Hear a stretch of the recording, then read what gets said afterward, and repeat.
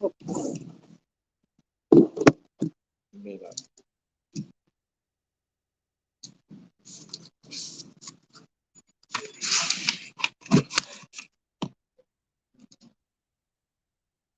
okay, because I think this one is fine.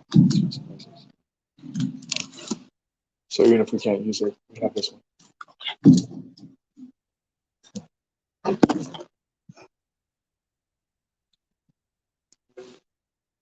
Ready?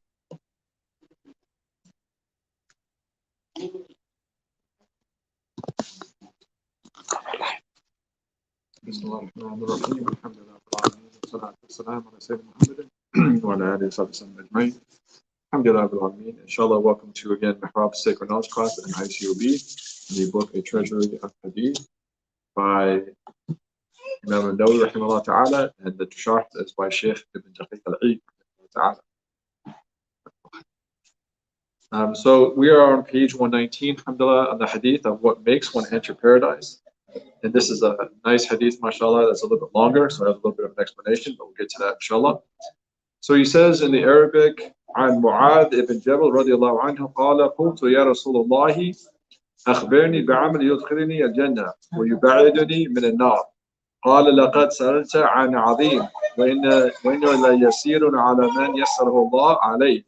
تعبد الله ولا تشرك به شيئا وتقيم الصلاة وتؤتي الزكاة وتصوم رمضان وتحج البيت. ثم قال ألا أدلك على أبواب الخير. الصوم جنة والصدقة تطفئ الخطيئة وكما يطفئ الماء النار وصلاة الرجل في جوف الليل. ثم تلا تتجافى جنوبهم عن المضاجع حتى بلغ يعملون. ثم قال ألا أخبرني برأس الأمر وعموده والذروة سنامه. قلت بلى يا رسول الله. قال رأس الأمر الإسلام وعموده الصلاة وذروة سنامه الجهاد. ثم قال ألا أخبرك بملاك ذلك كله. فقلت بلى يا رسول الله. فأخذ بلساني وقال كف عليك هذا. قلت يا نبي الله وإنا لمؤاخذون بما نتكلم به. فقال ثقلتك أمك وهل يكب الناس على وجوههم أو قال على مناخرهم إلا حصائد ألسنتهم. So alhamdulillah, this is a hadith that is in Rawah Tirmidhi. It's narrated in Sahih Tirmidhi from the Prophet Muhammad sallallahu alaihi wasallam regarding all these different types of actions that will help us reach paradise, inshallah. So the beginning of the hadith, when he mentions in the sharh, he says in the translation, on the authority of Mu'adh ibn Jabal, may God be well pleased with him, who said, I said, O Messenger of God, tell me about a work that will enter me into paradise and distance me from the fire. He said, you have asked about a tremendous thing, and verily it is easy from whoever God has made it easy. Adore God and do not associate any partner with him. Establish the prayer, pay the poor due, there's a cat, fast the month of Ramadan, and make the pilgrimage to God's house. Then he said, shall I not inform you about the doors of all good? Fasting is a shield. The act of charity puts out sin like water puts out fire, and the man's prayer in the middle of the night.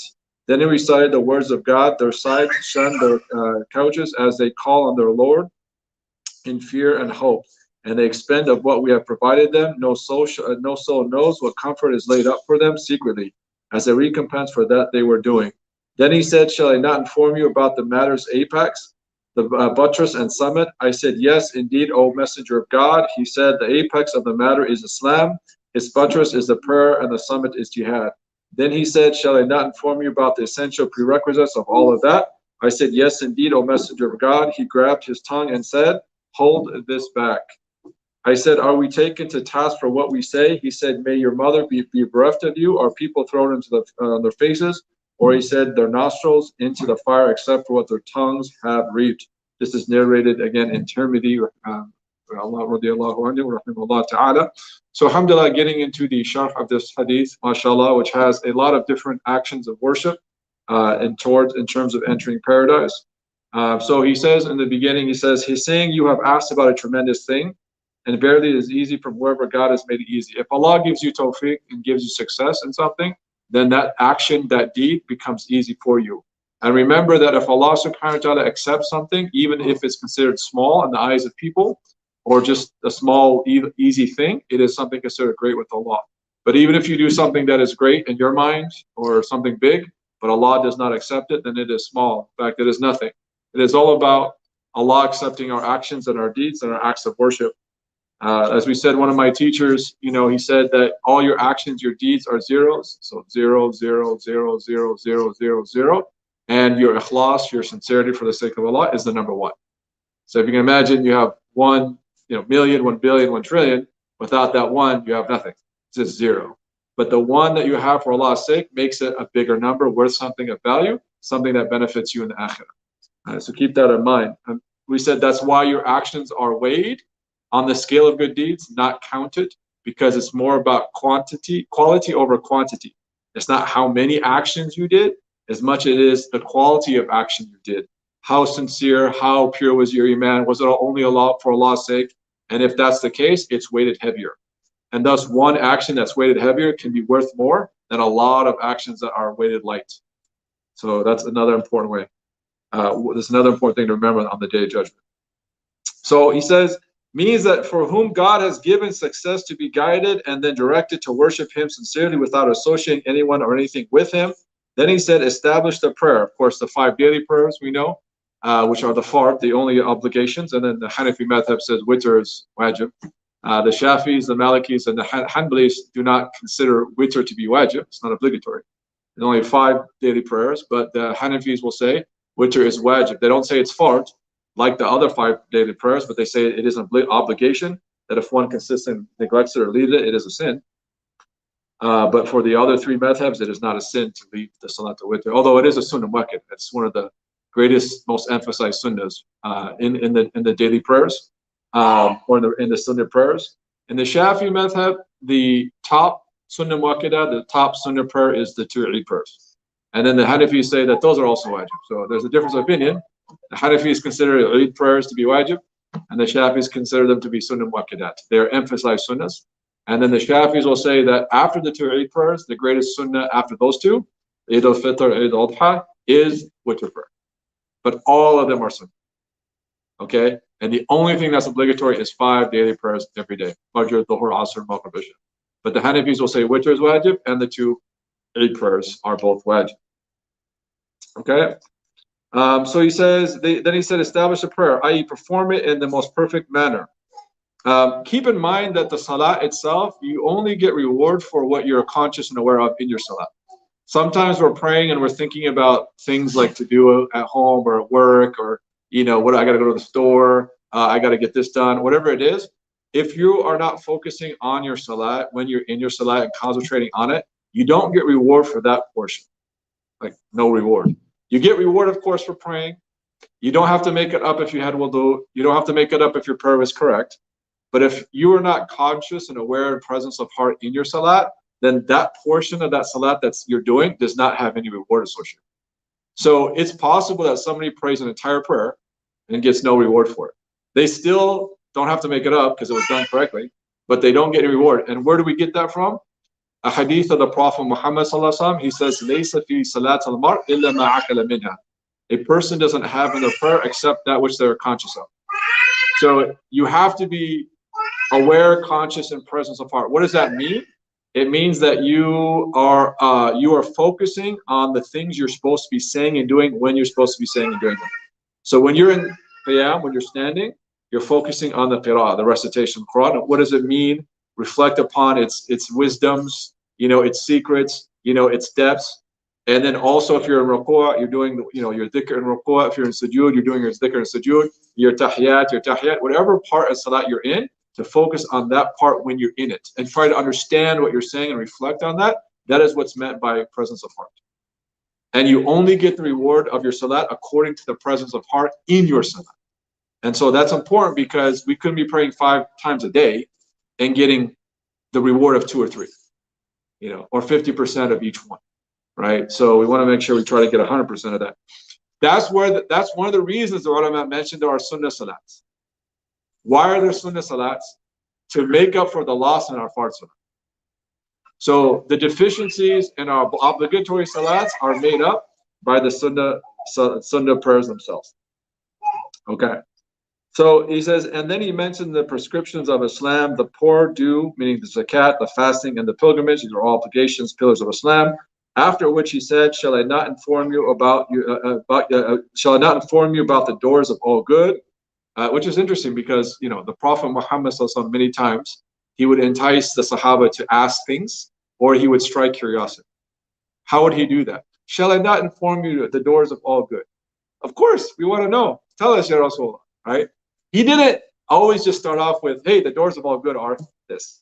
Sometimes he would do that, but sometimes he would like strike curiosity and say, shall I not tell you the doors of all good? Shall I not tell you a trade that you will, benefit with the akhirah? Shall I not? Shall I not? Right? So then they would say, yes, of course. And then he would say this, that, and the other. Once he drew their attention, then he would answer and respond to his own question.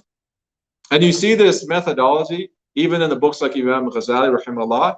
Many times if you read through his books, he'll ask a question. He'll ask him a question, and then he'll answer his own question. And then he'll like even refute the answer to one of his questions and answer with another answer. It's interesting. It's a form of it's like a process of using logic and a process of basically ruling out everything else until it comes to essentially one conclusion, one answer. So present a question, strike curiosity, answer the question, and then debate your own answer to answer it with another answer or a difference of opinion or a different answer. So it's quite interesting how that works. And then sometimes they'll even go back to questioning the question. Something that we need to do more in the West, especially for like our kids and our children as they go into college, high school, college age, is they start to ask a lot of questions. And I get a lot of these questions from the kids. They start to ask like, how do we know God exists? We can't see him. How do we know Islam is the truth? Why isn't Christianity or Judaism or Buddhism or something else also true? They start to ask questions like, why do we have to pray? Or why do we have to fast? Why do we have to, pay zakat? Why do we have to do these things? Why is this haram? Why can't I do what my friends are doing? What's wrong with X, Y, Z? They start to ask these questions. But sometimes what we say to our youth is, sometimes you have to question the question. Why are you questioning these questions? Why are you making these questions? Because a lot of times they don't even know why they're asking the question itself, but it's coming from the influences that are in their environment. Whether it's school, their teachers, their friends, there's influences, some good, some bad, and that is causing them to ask these questions. And so when they start to ask the questions, we answer. We don't shy away from answers in Islam. Knowledge is knowledge, but we have to question their questioning. Why are you asking those questions? What made you think there's something wrong with this way or with Islam to ask those questions? Question that questioning process, not just, what Islam says or the answer or something like that. And it's funny because growing up in this country, where we are essentially programmed to always question and criticize and be skeptical of everything. Always question everything. Except when you get to the Quran and get to the authentic Sunnah, when you get to Islam, you start questioning everything. Then you have to ask yourself, why are you questioning everything? And a lot of it just comes down to submission and surrender to Allah's will. So he says, fasting is a shield, right? Ramadan's coming up, mashallah, very soon, very, very soon. Fasting is a junnah. It is a shield. It is a veil. It is something that protects you against haram and sins and otherwise. So fasting itself is a shield against Allah's disobedience, against sin, against harm, inwardly and outwardly, seen and unseen. Keep that in mind. It's hard to disobey Allah whilst fasting, and especially in the month of Ramadan, while the shaitan is locked up, and so thus it is a shield. By which he meant fasting outside of Ramadan, for the later had already been mentioned. What is emphasized here is abundant fasting, for it is a shield, i.e. protection and cover from the fire.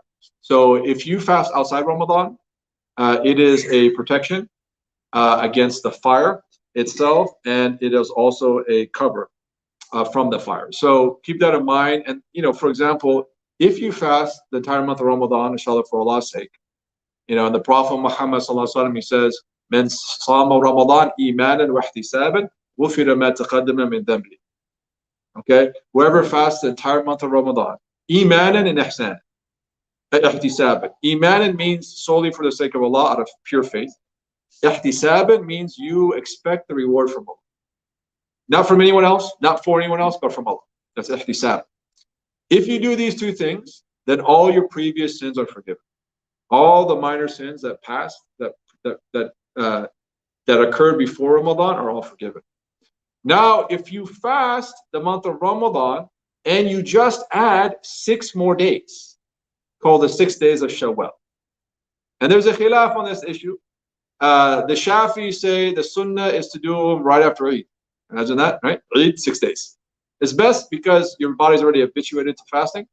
And that's the sunnah, and they say consecutive, although it can be any 6 days in Shawwal. Okay, even the Shafi say that, I believe it's the Hanafis too. Any 6 days that are fasted in the month of Shawwal, the month after Ramadan, plus Ramadan, you get the reward of fasting the entire year. So 36 days equals 354 lunar calendar, 354 days total of fasting. Okay, so it's just a little addition to what you have to do, which is Ramadan. Add 6 more days, and you have an entire year of fasting. Okay, the sunnahs again help restore any deficiencies in our fard. So whatever deficiencies, maybe we missed the time, or maybe we made some deficiencies in our sawm, the sunnahs help make up for those losses. Okay, so then he said the act of charity puts out sin. So sadaqah itself, it extinguishes the anger of Allah, and it also puts out sin. And of course, we know sadaqah sir, private charity, is 70 times greater than public charity. Like, both are good if you're doing it for the right reasons. But this private one, where only Allah knows and and the person you're giving it to, maybe they don't even know who it is. That is the one that gets 70 times more reward. Okay. That being said, people are doing, Ramadan has a lot of fundraisers, right? It's fundraiser season. If people are encouraging others to give by raising their hand publicly, that's also good, because other people will look at that and do that as well. Okay, so then he said the act of charity puts out sin, meaning here charity other than the poor due tax, so not zakat. We don't necessarily say zakat, we say sadaqah puts out sin. And why is that? Because zakat is wajib. Zakat you have to do. You don't have a choice in zakat. And zakat is not considered our money, it's considered the money of those who deserve it, the poor, needy, etc. And so sadaqah puts out sin. And the man's prayer in the middle of the night, this is like, tahajjud, qiyam al-layl. There is a difference. People ask this question. What's the difference between qiyam al-layl and tahajjud? So tahajjud literally means to get off the bed, in the nighttime, you're like getting off the bed, you're struggling in the way of Allah to pray. Qiyam al-layl, of course, means standing in the night. And tahajjud, the difference is tahajjud, it requires that you actually fall asleep after Maghrib. So after the sun sets, you have to have slept. And then you get up and you pray. Right? You do your wudu, you get up and pray. That prayer is called, it's not actually a prayer called tahajjud. It's a state, a time, if you will, a state, where if you sleep and you get up and you pray, and it's before Fajr comes in and after Maghrib, then that is called tahajjud. It's possible even to pray tahajjud like before, it has to be like after Isha, some will say. But if you sleep after Maghrib and you pray after Isha and before Fajr comes in, after sleeping, that's tahajjud. And then Prophet Muhammad, what he would do is he would pray Isha, and he wouldn't actually stay up too late. He would go to sleep, and then he would wake up in the night after sleeping and pray tahajjud. Then he would actually go back to sleep, and then wake up and pray Fajr. That was his norm. And he'd usually pray tahajjud in the last third of the night. The last third of the night. Okay? Where your dua is likely to be answered. So that is the definition of tahajjud. Whereas qiyam al-layl is when you do not sleep and you pray in the night. So like in Ramadan, especially the summers, people might do tarawih, and then they stay up all night, and then they do qiyam al-layl. That, because if they don't sleep, then it's qiyam al-layl, it's standing in the night. But if they sleep, then it's considered tahajjud, because like we said, tahajjud is to get off your bed and pray. So that is the difference of the two. Some will say that tahajjud can have more reward because, it's harder to wake up after sleep to pray than it is to stay up and pray, of course. And again, you can pray, as much as one wants to pray. So he says, and then he recited the words of Allah the Most High about their sides on their couches, meaning their beds here, which means that whoever wakes up in the middle of the night, leaves his sleep and desire, preferring instead what he hopes for from God, his reward will be that which is mentioned in the Quranic verse, no soul knows what comfort is laid up for them secretly as a recompense for what they were doing. This is in reference to the tahajjud, the qiyam al-layl, that people do, that they won't know the actual recompense that they will receive for doing that in the akhirah, which will be great and weighty. And of course, for the Prophet Muhammad sallallahu alaihi wasallam, tahajjud was obligatory. For us, it's sunnah. For him, it was required, because his station is a lot higher than ours, and he had a higher standard of what Allah set on him. So tahajjud was obligatory. And it says, it is reported in one tradition that God takes pride in the person who stands to pray at night, saying to the angels, look at my servant. So Allah actually, he boasts about his servant that prays in the nighttime. As we know that it's desirable to stand while others are sleeping. He says, look at my servant. Allah will say, look at my servant to the angels. How they got up in the dead of the night where none sees them but I. Look, nobody sees them. They have to be purely sincere. Nobody sees them pray in the middle of the night except for me. So look, angels, look at my servant who does that for my sake. So Allah is boasting about the person who prays this tahajjud. He says, I take you as a witness that I have granted them the abode of my favor. So angels, I'm taking you as a witness. I have granted them the abode of my favor, which is Jannah. In other words, I'm giving them Jannah. Then he said, shall I not inform you about the matter's apex? So what is like the pinnacle, the top, the apex of this matter? Its buttress is the prayer. The buttress of a thing, is that which makes it erect. Like a sword has the buttress, such that there is usually no firmness without a buttress. How do you make something firm, established? That is the prayer. And it's saying its summit is jihad. Like its peak is jihad, is because no other work compares with jihad, as reported by Abu Hurairah. A man came to the Messenger of God sallallahu alaihi wasallam and said, guide me to a work equivalent to jihad. Like, show me something equivalent to jihad. What shall I do? Struggling in the way of Allah. He said, I cannot think of one. Like, what is there that is equivalent to jihad? Of course, there's another narration that talks about even dhikr being greater than that, or the ink of a scholar greater than the blood of the martyr. Then he said, when the fighter goes out, can you enter your mosque and pray nonstop and fast nonstop? The man said, and who can manage that? All right. So in other words, like he's saying, like, can you pray nonstop and fast nonstop when a man goes? No, nobody can do that forever, always. And so he says, well, then nothing's greater than jihad, is what he's indicating here. So guide me to work equivalent to that. He said, I cannot think of one. And he said, when the fighter goes out, can you enter your mosque and your prayer nonstop and fast? He said, I cannot do that. Right?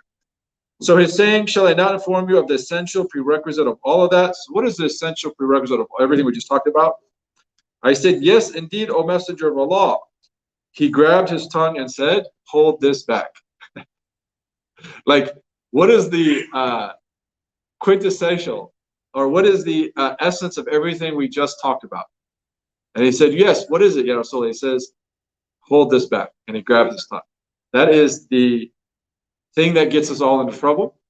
The tongue itself is what starts wars.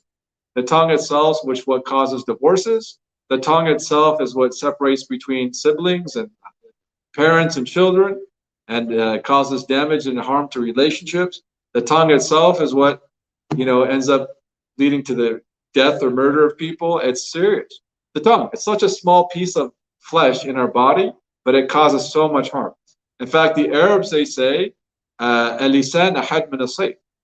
The tongue is sharper than the sword, because the sword can cause like physical damage. The sword can cause physical damage, but the tongue causes emotional damage, emotional harm. And so thus its harm is greater than the sword. There's a reason why, as ulama mentioned, they call the lisan, it is inside 4 cages, right? So you have your 2 lips and you have your 2 jaws, your teeth. There's like 4-part cage. You have to open up both your jaws, and you have to open up your lips to then speak with your tongue.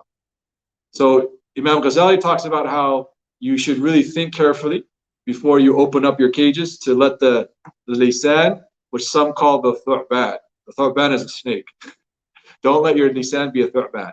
Your tongue to be a snake and harm people. So this little thing here, if you hold this back, meaning you think before you speak, you use it for Allah's sake, you restrict yourself from committing haram with your tongue. People sometimes forget, like, kufr can be made on the tongue. People who become Muslim and take shahada, they do it on their tongue. They have a belief in their heart, but they manifest that on their tongues. So how do you get married in Islam? You write. It's not writing a formal document. That's a legal marriage. In Islam, it doesn't require that you actually write anything down for marriage or divorce, or for shahada, or for kufr. These are all beliefs. These are all proposals. These are all contracts. These are all done on the tongue. When you marry, what did you say? Somebody said, zawajtuka binti, so-and-so, I marry you to my daughter, so-and-so, daughter of so-and-so. Or in the Hanafi madhab, maybe she even married herself, okay, to you. And what did you say? Qabiltu tazwijha, I accept marrying her, right? What did you accepted the mahr? There was a proposal and acceptance verbally on your tongue. And how do people get divorced? They say that they divorce by saying they divorce their wife on their tongue. So how do people become Muslim? Ashhadu an la ilaha illallah. How does the kufr? They reject and deny the shahada. They reject and deny Quran, Sunnah, and Islam. They do that on their tongue. So the tongue can be the difference between iman and kufr. Halal, haram. A valid marriage and invalid marriage. Or marriage, divorce. All on the tongue. Okay, so it shows us how important that is, and that's why the Prophet Muhammad says, I'll teach you what is the essence of all of this, is hold this back, this tongue. He would actually grab his tongue like more than once, one time the Prophet Muhammad he says, Inni umazih wa la yakhruj min hadha illa al-haq. Truly I joke as well, but nothing comes from this, and he grabbed his tongue, except the truth. Except the truth. He also says, if you guarantee me what's between your two jaws, that you protect that for Allah's sake, and what's between your two thighs, as he says, I will guarantee you paradise. All right. So if you protect your private parts and your tongue, then that will get you an Jannah, inshallah. He said, hold this back means his first prompted him to fight unbelief, then he led him to the greatest jihad, which is fighting the ego. What is the greatest jihad? The greatest jihad is jihad an-nafs. Struggling against your own self. Fighting an internal war against your lower ego, your evil part, yourself itself. In the nafs la'ammaratun bisu', as Allah says, that the soul, the ego is commanded to evil. Which is fighting the ego and forcing it to cease talking about that which harms and ruins it. What would harm and ruin the ego, or what would cause damage to your own nafs through your tongue? For example, if somebody does ghiba or namima, if they backbite, they slander about somebody else in their absence in a way they dislike, that's going to harm them. That will burn up their good deeds.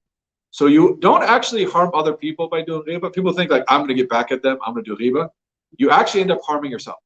And what they do is they actually end up taking, what they do is they end up taking your good deeds, okay? And then when there's no more good deeds, you end up taking their sins. So it's like a lose-lose for you. So doing ghib and namima doesn't harm anyone except for yourself. And so with your own tongue, because it's backbiting and slander, you're causing harm to you. All right? This is because he attributed the reason for people being thrown on their faces in the fire in most cases to their tongues. That's what he says at the end of the hadith. People are thrown, right? He says, if you look at the Arabic, it's quite interesting. He says, Ya Nabi Allah, I said, O Prophet of Allah, are we taking account by what we say? بِمَا نَتَكَلَّمْ بِهِ. Are we taking account by the things we say? فَقَالَ, the Prophet Muhammad he says, ثَقَلَتْ أُمُّكَ. You guys know what that means? ثَقَلَتْ أُمُّكَ. ثَقَلَتْكَ أُمُّكَ. Did your mother lose you? It was something the Prophet Muhammad would say sometimes. Did your mother lose you? What does that mean? Like, how would we understand that today?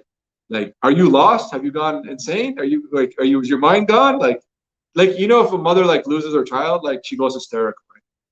Imagine that. One, if your mother loses you, are you lost yourself, or like is your mother in a state of hysteria because she lost her child that she's not thinking properly, right? Because she's trying to find her child, right? Which makes sense. So he's saying, did your mother lose you? Asking a question. In other words, have you lost it? Are you lost? So he says, and then he answers, he says, وَهَلْ يَكُبُّ النَّاسِ عَلَى وُجُوهِهِمْ, are people not thrown on their faces or on their noses except by the harvest of their tongue? So there are people thrown into the hellfire on their faces or on their noses by what their tongues have caused. The harvest of their tongues, as our Prophet Muhammad tells us. And he continues and he says, this is because he attributed the reason for people being thrown in their faces in the fire, in most cases, their tongues. The prophetic saying narrated by Bukhari and Muslim has already been mentioned. Whoever believes in God in the last day, let him say good, or else be quiet. We covered that hadith. And another prophetic saying, whoever guarantees for me, i.e. keep away from the unlawful, what is between their jawbones and their legs, I will guarantee him paradise.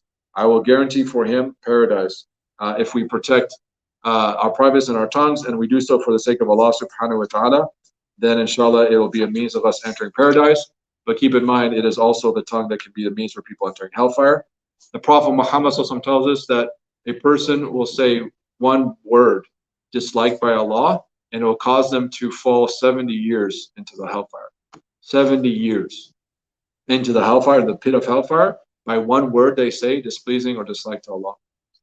And the other understanding, which is mafhum al-mukhalafa, the opposite understanding is, well, if we say something pleasing to Allah, even one word, it's not in the hadith, but it's understood the opposite.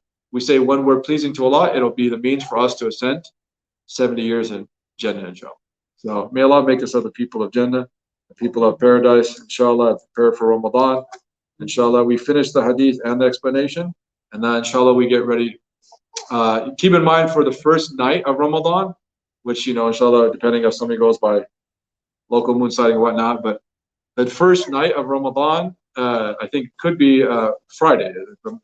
Correct. It's Friday, the first possible night of where you might be doing Taraweeh.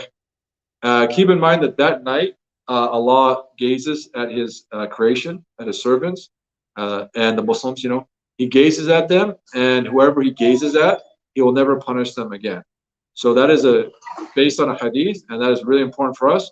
That first night, you want to make sure you make your intention to fast the following day, and you want to make your intention in the nighttime, after Maghrib and before Fajr, for the next day. And then keep in mind that is a night of Taraweeh and a night of worship, because that is a night Allah gazes at His creation.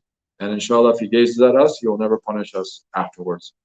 So we ask Allah to give us the fruit for Ramadan, inshallah, to bless us and our families, inshallah, gaze upon us on the first night of Ramadan, and then He also frees people from the hellfire. May Allah free us from the hellfire, inshallah, and make us, inshallah, make it, a fruitful, beneficial fasting, siyam and qiyam, fasting and standing in the night prayer, inshallah. And then next class, inshallah, it's the rights of God the Most High. Oh, so we this is our last class of before Ramadan.